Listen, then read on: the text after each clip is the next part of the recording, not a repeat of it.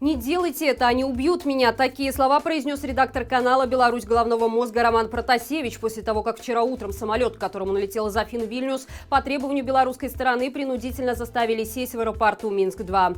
Изначальной версией таких мер стала некая угроза минирования на борту воздушного судна. Именно так те, кто ответственен за посадку самолета компании Ryanair в Минске, попытались обосновать свои действия. Еще одной версией был некий конфликт на борту, однако, по словам пассажиров, никакого конфликта в самолете не происходило.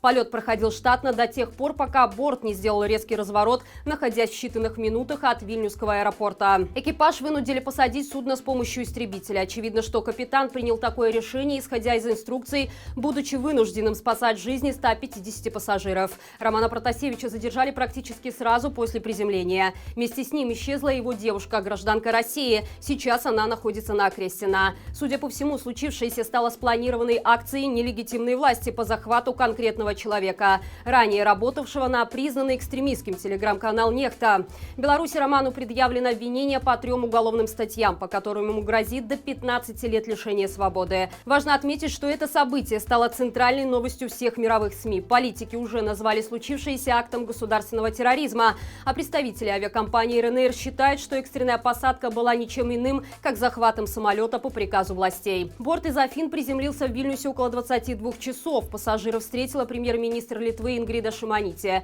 В настоящее время литовскими властями проводится проверка по данному инциденту. А санкции в отношении угонщиков международных рейсов уже начинают действовать. Ряд авиакомпаний отказались использовать воздушное пространство над Беларусью из-за угрозы безопасности. И это только начало.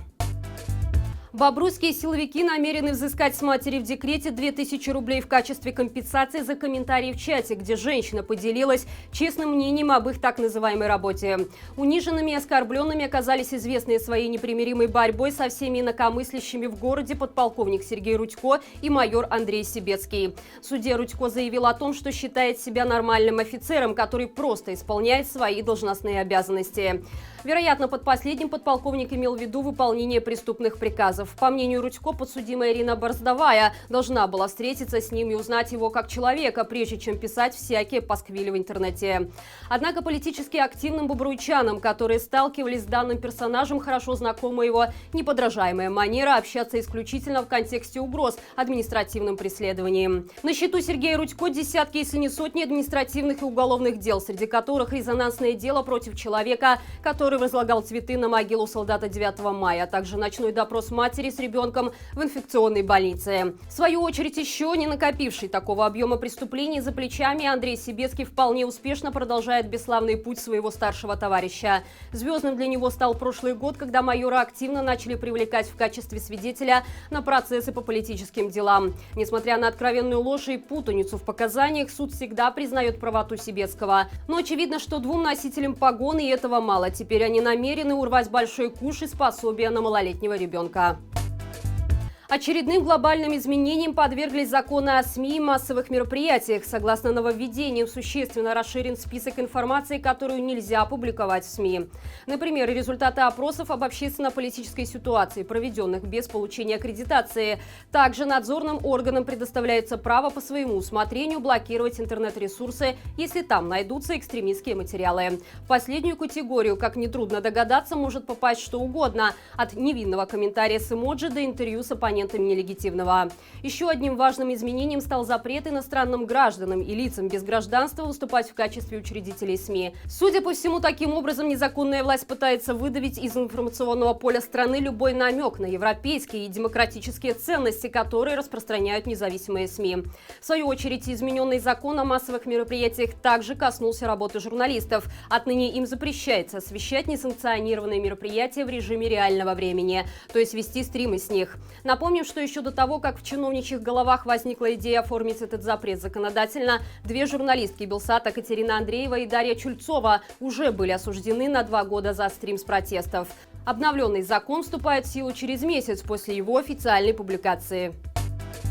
Лукашенко вполне комфортно и безнаказанно чувствует себя в роли международного террориста и угонщика самолетов. Поэтому останавливаться на достигнутом не планирует. Так, сегодня стало известно о том, что нелегитимный подписал закон, который позволяет в любой момент отключить стране интернет, телевидение и радио. Полномочия по управлению белорусской сетью электросвязи с момента подписания нормативного акта передаются оперативно-аналитическому центру, подконтрольному провластным спецслужбам, а невыполнение требований центра операторами электросвязи будет признано грубым нарушением законодательства о лицензировании в области связи.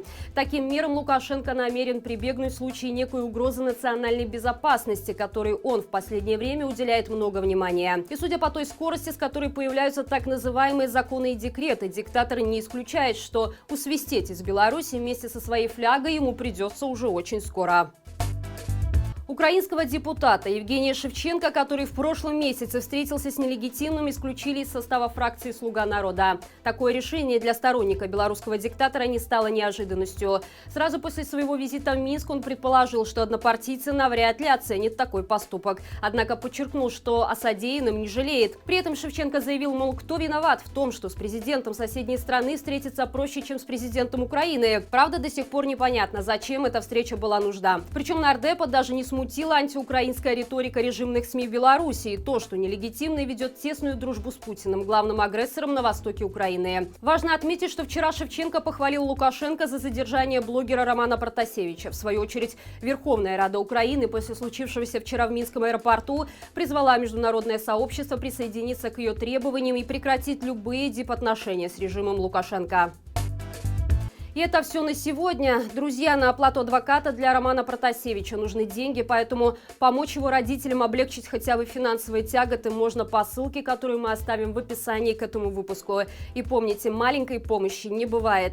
Берегите себя и живи Беларусь!